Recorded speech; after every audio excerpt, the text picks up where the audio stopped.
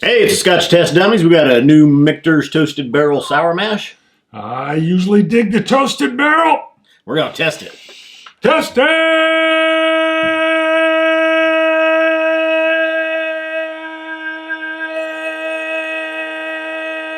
We both got hairy chin style. I'm deadpanning style.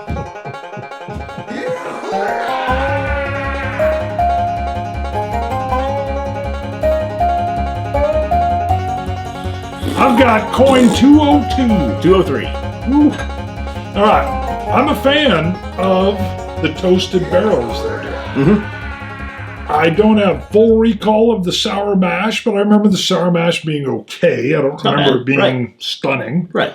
Their rye, they had their single barrel rye, unbelievable. No, they're barrel proof. Barrel proof rye. Barrel strength right, barrel proof rye. And then they did the toasted barrel where they scrape it, right? And then toast it again or something? Yep. And they do the same with the bourbon, which we haven't had, and I've never seen the Michter's Toasted Barrel Bourbon. But now you've seen the mash. The rye, however, in my book, is one of the best ryes I've had. Yes. I know a lot of people, feel the same, I think. Or I've heard a lot of people really like the Michter's Toasted Barrel Rye. First of all, what do we care about the other people? Well, I'm just saying it's popular.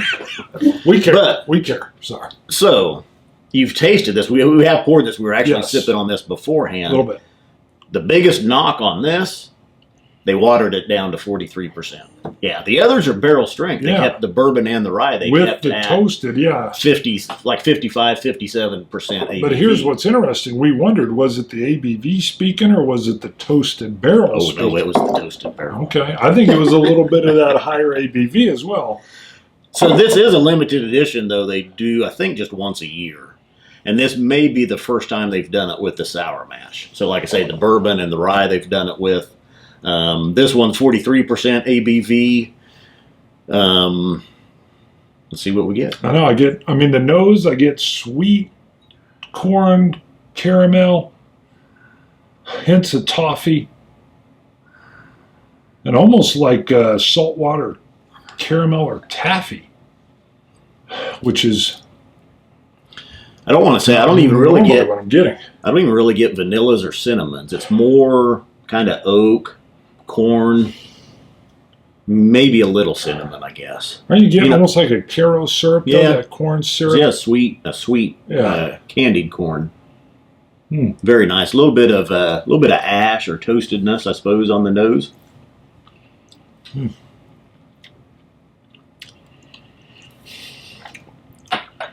Now with the sour mash, they're carrying it over from batch to batch. That's the whole thing with the sour mash, right?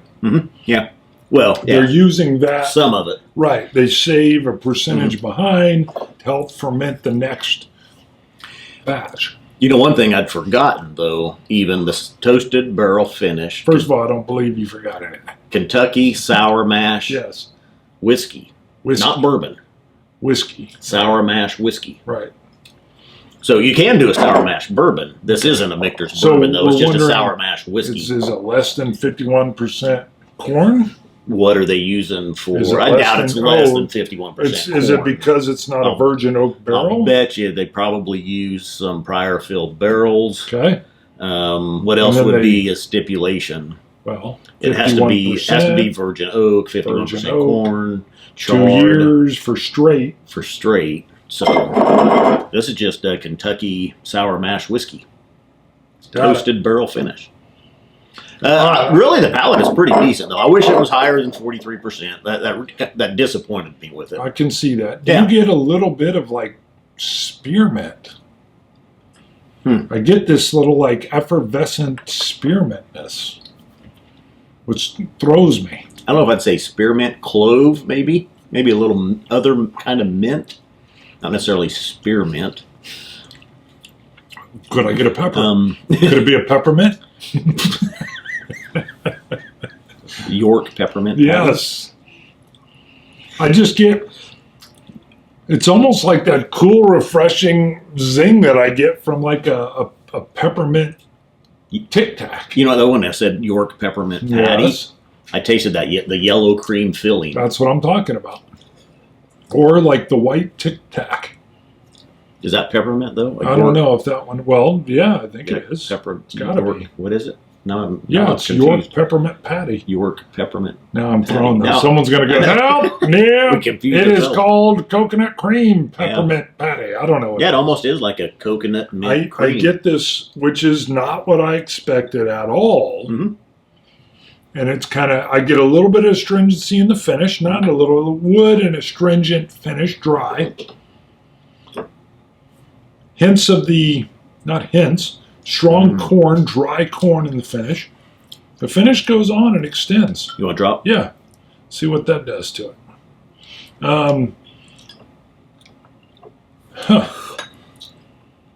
Finish is decent. Same. Lingering dry. Palate is oaky. Good. Finish is decent. Not real rich. Not a whole lot of depth, but it hangs in there. I'm still tasting it. I would have liked to try this, and I should have brought the regular sour mash next to it. Okay. But I thought, well, we're doing a few reviews, and sometimes we overdo it. Oh, boy. Occasion. I like it. Yeah, I don't know if I get anything more. Probably that peppermint-ish thing that we're getting is probably the thing that threw me for the biggest loop. You're prepping your score. I'm going to score this in at an 86. It's a little dry for me in the finish. So I like them a little juicier in the finish, maybe even a little sweeter if I'm going with something. I know it's a sour mash. It's not a bourbon. So 86. I actually say an 88 on it. Yeah, I was thinking upper 80s on it. It's okay. It's good. I would buy this again if you can find it reasonably. What does it go for? So being the Michters, the special toasted barrel, these things are can go for higher dollar on the secondary. This should be $50 to $60 range is where this should be. If it was 50, it's good. Mm-hmm. If it's above 50. Yeah, well, I mean, I got it for 60, which I think is okay. It's good. And like I say, I'd buy it again. At a higher ABV, sure. Yeah, well, that would definitely help. And that's why I say I was disappointed when I see it's 43%. It's not the 55 to 57% of the others. I think they missed out there. Yeah, they opportunity. did. A huge miss out. I think if you're in the secondary and you're paying $200 or more for this, you're not getting your money's worth. There's people in the secondary paying $200 or more for this? Yeah. God dang. Yeah. No, I agree. Wow. So no, if you can find this for retail or close to it, and sometimes even I don't mind going a little bit over retail just to get some allocated bottles just to be able to try them. But again, I wouldn't pay. Just be careful what you pay. Don't overpay for stuff. That's a little surprising. Traveling dummy. Yeah. So I was just down in Iron Root. You mentioned this? Last week's review you shot with Charlie Byers. That is right. Christmas on Crestline. He popped in. You were down in Texas. Christmas and Crestline was here. Helped me string some lights. But when I'm at Iron Root, up walks Tom Thurman. Introduces himself. Hey, he says we've been communicating by email. I like your language there. Up walks. Up. It was perfect. No, I like it. Up walks. That's right. I was like, that's great. Tom Thurman, he's like, hey, I sent you, he confused me at first. He says, I sent you the coin from Canada at the distillery, at the Glenora distillery. And you get a lot and of I'm kind of confused. I'm thinking, coin? Yeah. I don't remember a coin from Canada. Well, as he sent the picture, I'm like, he goes, well, you said I was in the queue. And I go, oh, you're a traveling dummy. Picture. Sent me a picture of a coin. Yes. Gotcha. Tom was up from Houston, though. And he'd been up in Canada at the Glenora distillery. He'd sent a picture a while back. All right, now. Of coin. Let's see if I can get this. Looks like one. Can't tell. What? Can't tell what the number of the What coin is this thing in the letter E? Are those a couple of birds? Vents. Is that a vent? Looks like vents. I wasn't sure if we were looking at a different type of language. I'm like, what is that? Is there Gaelic Canadian?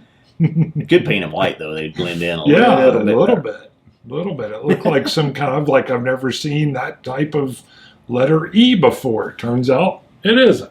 But no, thanks, Tom, for coming up down there in Austin, introducing yourself. Yeah. Met a couple fans down there, and got to meet Liquor Hound as well. I've never met him. You got a Chris Trevino. Exclusive. Yeah. Yeah. So it was good hangout, good time. That was at Iron Root Republic's 5th anniversary. 5th anniversary. 5 years. Love it. They did a special bottling of Icor. We got it. Yes, we did. And you got to hang out again with Marsha. Marsha, You got to say it 3 times. the mother of Texas whiskey. Yes, Marsha. It's always Marsha. All right, we talked about Is It Worth It? We gave it a score. We did a traveling dummy. We got a Patreon shout out to do. Or no, we already did it. We're all caught up. I think we're good. Yep. We hit that. We've been tight.